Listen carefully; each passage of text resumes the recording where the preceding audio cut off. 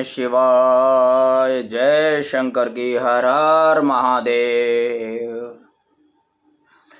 विषधर के मुकद्दर में वो विष कहाँ, विषधर के मुकद्दर में वो विष कहाँ, अदावत में जो विष इंसान उगलते हैं।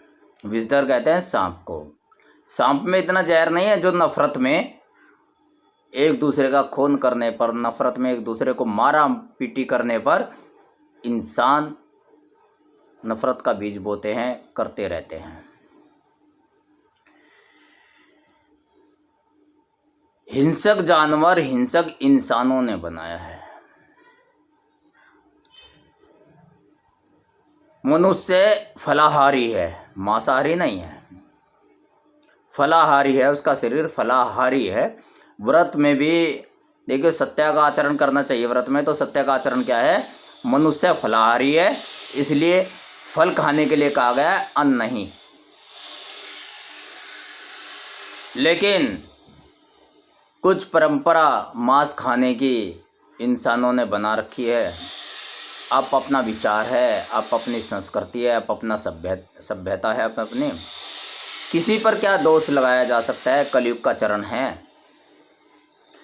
कहते हैं शेर मानव कभी मांस भक्षण कर लेता है, नहीं। कोई भी हिंसक जीव तभी दूसरे प्राणी की हत्या, तभी दूसरे प्राणी को मारता है जब उसे भूख लगती है। मांसाहारी जितने भी जंगली जानवर हैं वो अन्य जीवों को तब मारते हैं जब उन्हें भूख लगती है, भूख के कारण।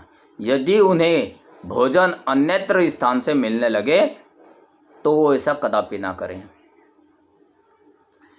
वैदिक संपत्ति रघुनंदन प्रसाद शर्मा जी की जो लिखी हुई है, संस्करण 2003 में एक सत्य घटना का उल्लेख आते हैं मध्य प्रदेश की। आज से लगभग कोई 40-45 वर्ष पहले की बात है। मध्य प्रदेश की रायगढ़ रियासत में एक छोटा सा शेर का बच्चा पकड़कर लाया गया जंगल से। राजा साहब ने उसे पाल लिया, शौक में, शानो शौकत में। उसके खाने के लिए मांस के रोज टुकड़े दिए गए, बाहर से पिंजरे में रखकर उसको बाहर से खिलाए गए। पिंजरे में बंद कर दिया जिससे दूसरों को नुकसान न पहुंचे, और मांस के टुकड़े खिलाए गए।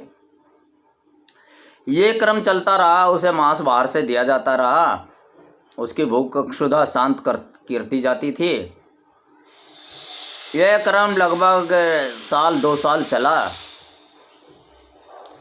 2 साल बाद जब वो काफ़ी बड़ा हो गया, शेर का बच्चा शेर बन गया, तब सोचा मांस के टुकड़े क्या, इनको जिंदा शिकार दिया जाए शेर साहब को। तो शेर के पिंजरे में एक बार जिंदा बकरा छोड़ दिया गया। जिंदा बकरा छोड़ने पर हुआ क्या, जो शेर था, जो शेर का बच्चा अब शेर बन गया था, जिसे बाहर से मांस के टुकड़े दिए जाते थे, भूख शांत हो जाती थी, तो बकरा जब घूमने लगा पिंजरे में तो शेर एक कोने में दुबक कर बैठ गया। उसने जिंदे बकरे को नहीं खाया, एक कोने में दुबक कर बैठ गया। नित्य टुकड़े खाने वाला मांस के, जो पहले मांस के टुकड़े दिए जाते थे, जिंदे बकरे का शिकार नहीं किया, दुबक कर एक कोने में, एक तरह से जिस तरह से शेर से अन्य जानवर डर जाते हैं, तो बकरे को, जिंदे बकरे को देखकर एक तरफ कोने में दुबक कर बैठ गया। और जिंदा बकरा घूमता रहा मस्ती में, आज़ादी में, पिंजरे में, उसके कटघरे में। राजा साहब को यह बात बताई गई। राजा साहब आए। राजा साहब ने बड़े हंसी मजाक उड़ाई कि रे शेर, दुम दबा के भागा, अर्थात दुबक कर बैठ गया।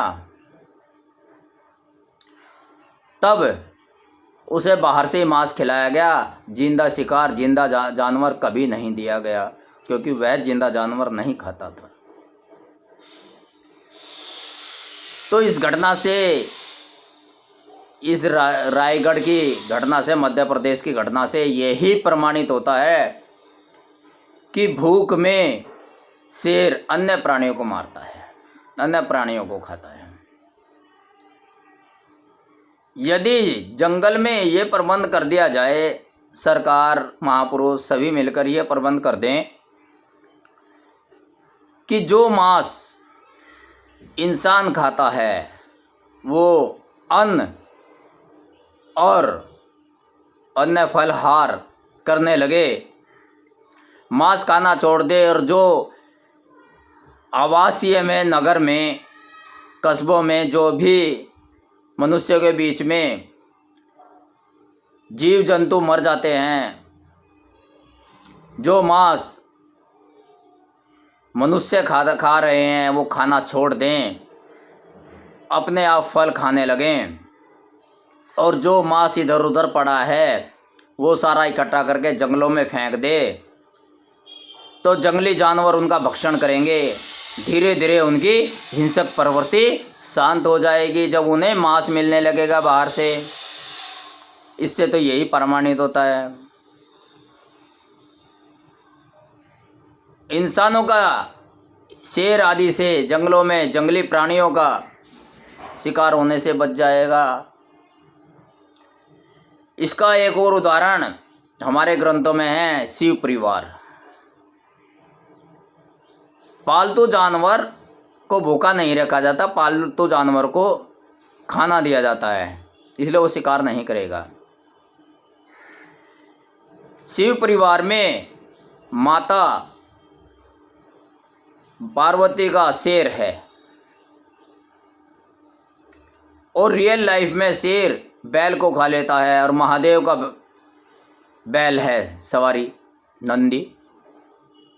दोनों एक साथ रहते हैं, एक ही घर में रहते हैं, एक दूसरे की शत्रुता नहीं है, एक दूसरे को नुकसान नहीं पहुंचाते। अब आगे ले लीजिए शिव परिवार में कितनी शांति है। सर्प गले की माला है, सांप गले में है, और चूहा गणेश जी का वाहन है। तो चूहे को सांप कभी नहीं छोड़ता रियल लाइफ में, लेकिन वहाँ दोनों आराम से रह रहे हैं, एक साथ खा रहे, पी रहे, बैठ रहे, उठ रहे, आराम से रह रहे हैं, प्रेम पूर्वक रह रहे हैं। कार्तिकेय का मोर है, गणेश जी के बड़े भाई का मोर सर्प को खा लेता है, लेकिन वहाँ सर्प भी और मोर भी इकट्ठे एक साथ रह रहे हैं। तो हिंसकता तो हमने, जब हम उनका शेर का, इनका भोजन खाने लगे, मांस खाने लगे, इंसान फलाहारी है, फल छोड़कर मांस मदिरा करने लगे, तो बेचारे जीव क्या करेंगे। हम उनको हानि पहुंचाने लगे तो जीव क्या करेंगे, भूख में मरेंगे थोड़ा ही। अगर जो यहाँ सड़ रहा है मांस इधर उधर पड़ा है, रहता है, तो साफ सफाई करवाएं और ऐसा प्रबंध करें कि जंगलों में फेंक दिया जाए, तो इनसे प्रवृत्ति धीरे धीरे शांत हो जाएगी। यानी कि ढाई आकर प्रेम का पढ़े सो पंडित होए। जब तक प्रेम का प्रसार कलयुग में नहीं होगा, तब तक एक दूसरे से, जानवरों को इंसान से, इंसान को जानवरों से, और इंसान को इंसान से, जानवर को जानवरों से भय लगता रहेगा। तो यही कलयुग में दुखों का कारण है। बस मैं जीवित रहूं, अन्य को सताकर मैं जीवित रहूं, और सब कुछ पाप करने के बाद भगवान से माफ़ी मांगता रहूं। क्या ऐसा होता है? नहीं होता है।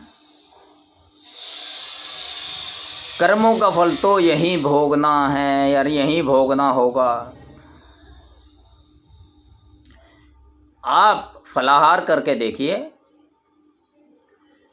जो निषेध तामस पदार्थ हैं उनका सेवन बंद कर दीजिए, तो फिर देखिए हमारी जाति जन्म जाति नहीं है, व्यवहार के अनुसार है, कर्म के अनुसार है। घोड़ी की जाति जोड़ा बनाया है, भोग आयु के हिसाब से, जिसका समान भोग है, समान आयु है, वो समान जाति है, समान संस्कार है, समान जाति है। आप घोड़े को देख लीजिए, घोड़ी और कुत्ते की जाति एक नहीं हो सकती। घोड़ी की आयु और कुत्ते की आयु में बहुत अंतर है। अब खाना देख लीजिए, खान पान देख लीजिए, कुत्ता मांसाहारी है और वो घास फूस खाता है, उसका चारा, उसका भोजन अलग है, तो भोजन भी अलग है। और घोड़ी की और घोड़े की दोस्ती, समान आयु है, समान व्यवहार है और समान ही भोजन है। स्त्री से मानव की जाति ले लीजिए, एक मानव, एक व्यक्ति मांस नहीं खाता, नशा नहीं करता, सात्विक व्यवहार है, तो उसकी जाति का व्यक्ति कौन होगा? उसकी जाति का व्यक्ति भी उस जैसा ही होगा।